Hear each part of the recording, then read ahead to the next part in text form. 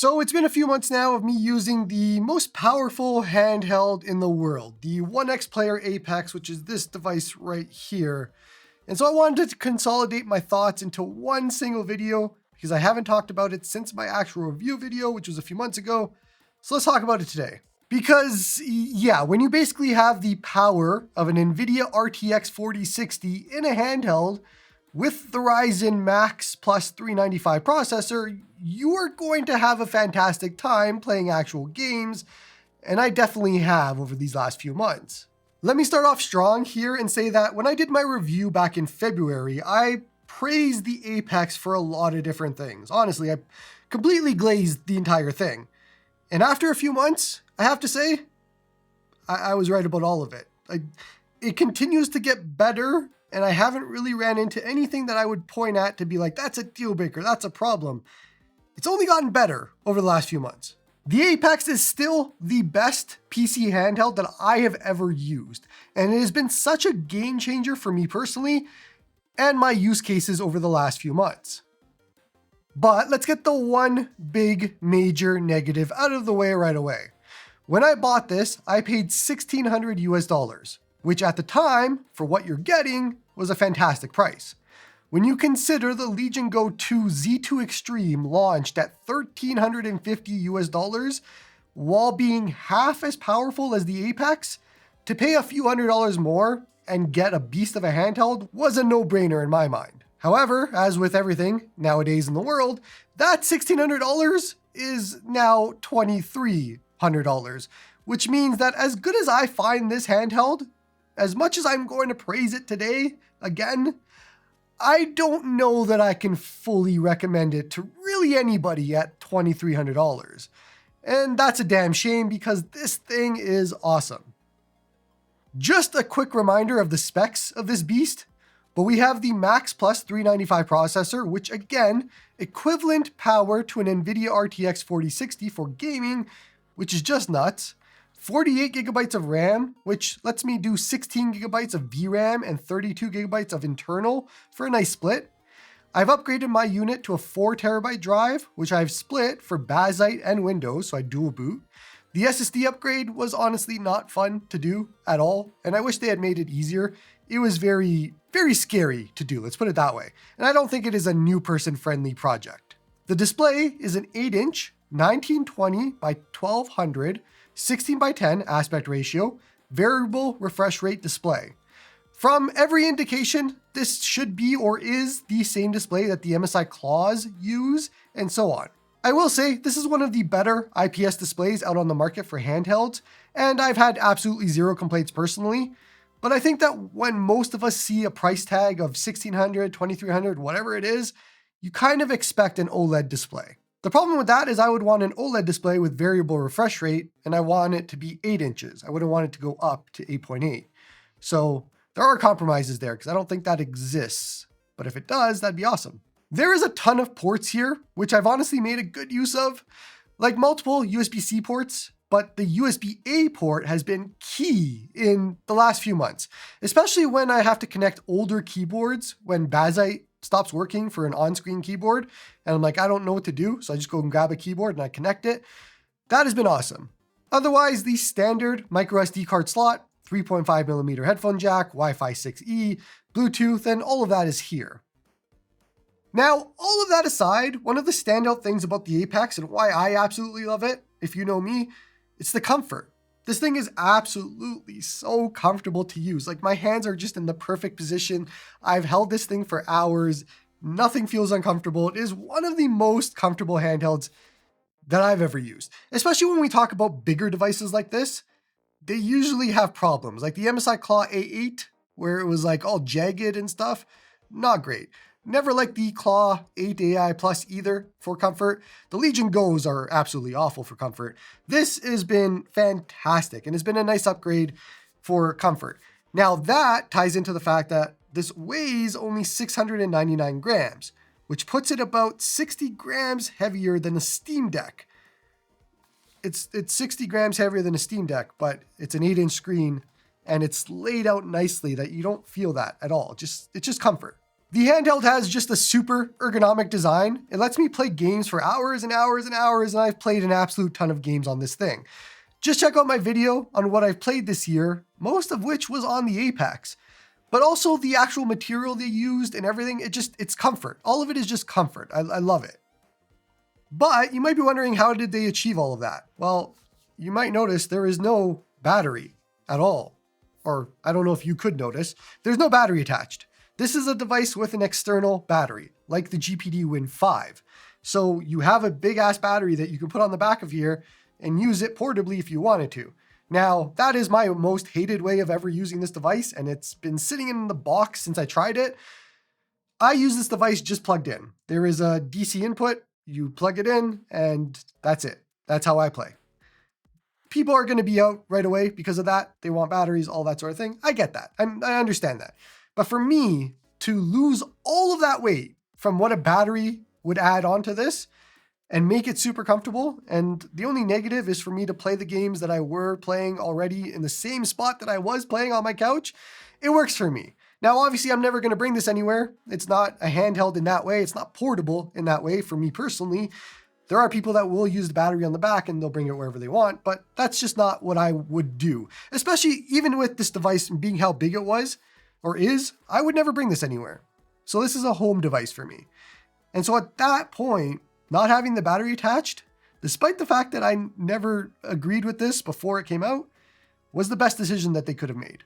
Now on that topic, because of what type of cable it is, I did need to buy an extension cable for their included cable because it was too short. I used their stock charger and stock cable because I didn't really see a reason to buy anything else when all of that just works. And so all I needed was an extension off of Amazon. And so I've been using that now for the last 3 months or how long it's been. And I'll leave that in the description for anybody that actually has this device or buys it, because I highly, highly suggest the extension cable as opposed to buying like those slim chargers or whatever. Like, you don't really need to do that. The stock charger and the stock cable are perfect. All you need is an extension. So check the description for what I actually use, because it's the best thing I found. But at the end of the day, you want this to be comfortable because you're going to be playing a lot of games on this, whatever the hell you want. Seriously, there is no end to the performance of this beast. I have stuck to a 55 watt TDP, which I found to be the right amount of power and fan noise while feeling absolutely no heat at all. I played around with the fan curve and I got it to something that I like the most for 55 watt. And it has just been awesome to go from handhelds like the Xbox Ally X or the Legion Go 2 or any of those handhelds where you have to worry about what settings you're using, set everything to low and get everything to be playable that way. Use frame generation to suddenly get to 60 FPS because you're crazy, and all these sorts of things. Where on the Apex, I set it to medium or high and I have high frame rates and I go and live my life and play a game. That's awesome. I mentioned before that I have this split between Bazzite and Windows. I have mostly stayed in Bazzite, despite the fact that it is kind of broken still.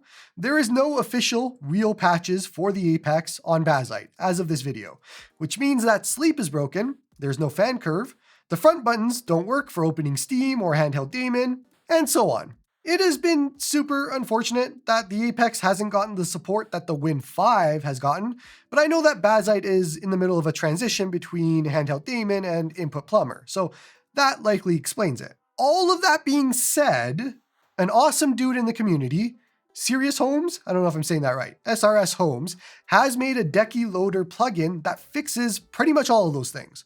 So you have fan curve support, we have button fixes, back paddle support, speaker EQ, sleep mode fixes, and so on. So while it's not official, and it isn't part of Bazzite, we have a nice workaround to use in Bazzite so that all of it works great. Honestly, kudos to the awesome dev that did this, because I don't think I could use Bazzite without all of this, so thank you to him. But again, along with all of this, all the praising that I'm giving this, the awesome power, the nice weight, the awesome comfort, and so on, another thing that keeps me coming back to the Apex is the controls. I love the sticks. They have the softest, nicest stick caps in the world. The buttons are micro switch, and I thought I would hate them, but I don't at all. They've been awesome as well. Triggers are great. The D-pad is a micro switch D-pad, and it has nice accuracy. To say that I love the Apex would be an understatement. I love this thing. It's awesome. And I review so many handhelds that, like, for me to find one that I absolutely love is rare. So when I do, I have to praise it. I had a GPD Win 5 before this, and might be a controversial take. There's no comparison between the two. The GPD Win 5 is inferior in every single way compared to the Apex. Like, I can't point to one single thing that the GPD Win 5 does better than the Apex. At all. Nothing. Not a single thing. Except maybe that it's smaller, but that was it. With the small part of it, it came with a trade-off of heat and noise and all of that. The Apex is, if you're looking at a Strix Halo handheld, it is the best one that you can buy. Let's talk about the elephant in the room. Do you need this? Probably not. For most people, you probably do not need this. This is $2,300. It's a lot of money nowadays, especially for a device like this when it used to cost $1,600. I could easily make a case at $1,600 why you should buy this. Easily. No contest. But at $2,300? I don't know who this video is going to be for. I don't know who I could tell to buy this at $2,300 from the biggest supporter of this device, from the biggest lover of this device. I don't know how I could make that case. That money is like, buy any graphics card you want, upgrade your Wi-Fi in your actual house, and stream to any other device. And you have better power and a better, maybe, experience. Because yeah, the alternative here is streaming from your PC, and it is going to be cheaper. It is going to be better, and all of that. If you have $2,300 to spend, that money could go towards improving your PC, improving your Wi-Fi. And you wouldn't really need to buy one of these. You can just stick with an Odin 2 portal and upgrade your computer, upgrade your Wi-Fi, stream to the portal, you're done. That would be a great use case. And that's what I used to use. It's an awesome scenario. It definitely saves you money, and you'll get a better experience too, compared to having to use just a handheld. So I fully understand that point of view, but that sucks because One X has made the best PC handheld on the market, and nobody can experience it, and that sucks. From somebody on my end that waits for devices like this, waits to be surprised, waits to find a device that does things perfectly, and then you get it, and you can't have others experience the same thing, that part sucks. So I don't know who this video is going to be for. I don't know what the point of this is. I don't know anything about that. But I think for me, I just want to once again talk about, after a few months, what my experience has been with the One X Player Apex. It's all the praise. That's all I got. It's just praise. It just sucks that the world we live in now makes everything more expensive because of reasons. So yeah, let me know in the comments, are you one of the small group of people that own an Apex? Do you agree with what I said? Do you disagree? What are your thoughts and what have you experienced over the last few months using the Apex? Otherwise, for everybody else, is it on your radar? Can you stomach $2,300 to buy an Apex in this day and age? I don't know. Anyways, don't forget to like and sub to help the channel grow. Come join me on the Discord to talk all about retro gaming, and hope you all have a good one.